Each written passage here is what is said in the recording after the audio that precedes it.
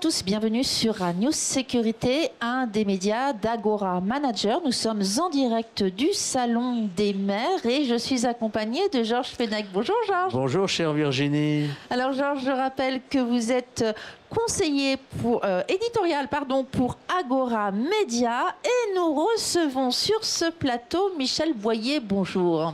Bonjour monsieur, dame. Alors, vous êtes adjoint au maire et en charge notamment, vous avez plusieurs, vous êtes en charge des finances, vous m'avez dit, mais également de la sécurité. C'est à ce titre que vous venez nous voir d'une ville, d'une petite commune qui s'appelle Tuchan, voilà, dans l'Aude. Je vais préciser un petit peu. Tuchan, 800 habitants, dans la zone des Hautes-Corbières, tout près de Perpignan à 30 km. Évidemment, on a un site remarquable avec des châteaux dits Qatar qui mènent de Vienne, forteresse de Languedoc, entre autres. Voilà. Et donc, dans mon travail d'élu, nous allons sur un projet de vidéoprotection. D'une part, on avait engagé des demandes de subventions pour les écoles. Et d'autre part, on a mis en place avec les services de l'État et plus particulièrement la gendarmerie nationale, on a fait un diagnostic pour le village.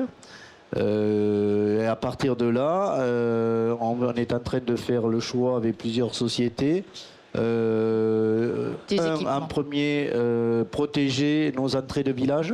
Oui. Et ensuite, évidemment, nos écoles et des points un peu délicats.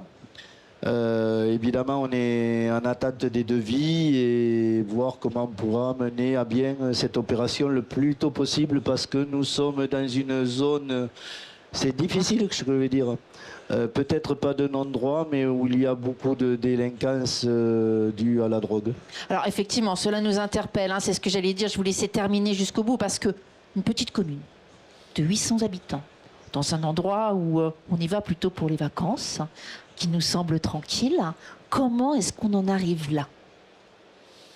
Ben, vous savez, en dehors des flux d'été où il y a beaucoup de population touristique, on se retrouve avec beaucoup de familles. On a un turnover de familles, des fois monoparentales, où c'est un peu compliqué socialement parlant. Et c'est à partir de là où il y en a qui viennent, ça me gêne un peu de dire ça, qui viennent se cacher un peu. Ouais. Et puis à un moment donné, on égrène nos petites semences auprès de nos jeunes et donc on en est là. Vous avez vu les choses évoluer, je présume, peu à peu, au fil du temps. Quand est-ce que vous avez pu constater cette augmentation de la délinquance, quelque part, puisque appelons un chat un chat? Alors, c'est venu tout doucement quand même, puisque nous, dans notre village, on a de l'habitat social, on a 35 logements d'habitat qui est ouvert à tout le monde, mais souvent, quand on est avec un bailleur, on nous propose une liste de personnes, et évidemment, on a le choix. Mais il faut remplir ces logements et souvent c'est des grandes familles peu aisées, compliquées, voilà. Et petit à petit, il s'est greffé plein de choses tout autour. Et on est dans une zone, quand je dis non-droit, c'est grave ce que je dis un peu, mais parce qu'on est à la campagne et on peut faire ce qu'on veut. Ouais, on voit bien ce que vous voulez signifier par là. Vous aviez déjà préalablement des équipements ou c'est vraiment tout récent, c'est une première demande? Ça fait un petit moment qu'on y travaillait. Ce qui nous bloquait un petit peu, c'était le problème budgétaire, l'investissement. Parce qu'on rappelle qu'avant, il y avait des subventions importante pour le développement des dispositifs de sécurité, notamment de la vidéoprotection, et qu'aujourd'hui, il y a moins de subventions. Moi, ils ne sont pas du tout. Voire pas du tout. Voilà, il faut dire les choses comme ça. Ouais. Voilà, et donc, à un moment donné, nos projets de budget ou nos budgets actuels, grosse partie pour le fonctionnement, peu de partie pour l'investissement. Donc, il faut faire des choix. C'est faire des choix.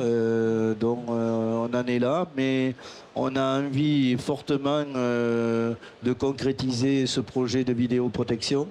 Voilà, en mettant des caméras aux 3 entrées de village. On pourra cibler aussi avec la lecture des plaques. D'accord. Pour voir qui entre et voilà, s'il y a un besoin particulier à un moment donné, si besoin, voilà, pas pour... voilà. Alors, vous parlez de subventions, hein, c'est donné par le FIPD, le Fonds interministériel de la prévention de la délinquance. Alors, quand on parle de prévention de la délinquance, justement, vous avez parlé bailleurs sociaux. En termes de prévention, en sus de ces caméras qui sont mises en place, comment travaillez-vous avec les autres acteurs pour pouvoir mieux prévenir cette délinquance? Vous avez parlé de bailleurs sociaux, mais il y a également les autres acteurs. Alors, les autres acteurs, c'est principalement la gendarmerie, où on a des contacts réguliers, hein, je ne vais pas dire journalièrement, mais on est à l'affût de toutes nos informations qui arrivent. Il faut reconnaître que les gens ne veulent pas se dévoiler. Comment je vais dire ça? Ils voient plein de choses se passer, mais on ne nous les fait pas remonter. Ouais. Donc de temps en temps, il y a eu des descentes de gendarmerie avec des chiens sur des endroits précis.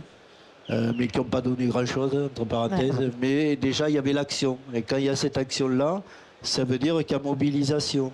Et mobilisation donne tous ceux qui sont en marge, peut-être qu'il faut qu'ils fassent attention. Ouais. Donc il y a ce côté prévention. Alors ce que vous dites est également intéressant parce que dans des grandes communes, ce côté voisin, vigilance, il existe vraiment. Alors quand on est dans des petites communes où tout le monde se connaît, c'est peut-être plus délicat, plus difficile. Voilà, c'est ça. C'est intéressant ça, je crois, Georges. Oui, mais non, mais c'est certain qu'il y a une particularité par rapport à votre situation géographique. Moi, ce qui m'interpelle quand même, c'est que j'ai le sentiment que le village qui est le vôtre aujourd'hui n'est plus le même que celui d'il y a 20 ou 30 ans. Les problématiques sont différentes de ce point de vue-là. Mais tout à fait. Et comment vous l'expliquez, quoi? L'explication est venue du fait que la population a vieilli. Oui. Il y a eu des décès au fil du temps. Oui. Moins de naissances. Et alors si on parle en matière d'école, on est en énorme difficultés puisque cette année, on nous a fermé une classe. Et oui. On se retrouve maintenant avec deux classes avec 4 niveaux. Ouais. C'est pas avec peu d'enfants. Et on se fait beaucoup de soucis parce que... c'est une désertification, il y a moins de médecins, moins d'écoles. Ouais. De ce côté-là, là je vais vous parler un peu dans le cadre que j'avais avant, mais j'étais président d'intercommunalité, et on a mis en place une maison de santé. Ah. Donc cette maison de santé qui est sortie de terre, on l'a inaugurée avec le président Fraîche de l'époque de la région Languedoc-Roussillon. Oui. C'était avant qu'il décède 2009. Et donc, à partir de là, c'était de trouver, dans ce pool de maisons de santé, il y a d'un côté une pharmacie, et de l'autre côté, il y a en dehors des secrétariats, il y a dentistes, il y a des docteurs, il y a des infirmiers. Et puis, ce qu'on appelle les soins avancés, c'est les services qui viennent de l'extérieur. Cette maison de santé a eu d'énormes soucis dans le temps, puisqu'à un moment donné, on n'arrivait pas à garder les médecins. Et là, je vais dire le mot un peu facile, on regrille. Pourquoi? Parce qu'il est arrivé des médecins qui viennent de Catalogne du Nord, qui se sont installés, et il y a un bon turnover au niveau du fonctionnement. Il y a toujours 2 médecins qui sont là. Ça a permis, ce qui a permis aussi, c'est de développer la zone qui est devenue immense, qui va sur un territoire qui dépasse des fois les 20 km ou plus, parce qu'on ne retrouve plus de maisons de santé ou des maisons de santé qui végètent parce qu'on ne trouve plus des médecins. Effectivement. Vous avez parlé d'intercommunalité, j'allais vous poser la question. Est-ce que justement, parce que vous avez parlé de problèmes de subvention, est-ce que ça ne peut pas passer par une intercommunalité? Très compliqué. Ouais. Très compliqué, pourquoi? Parce que c'est une histoire de compétences.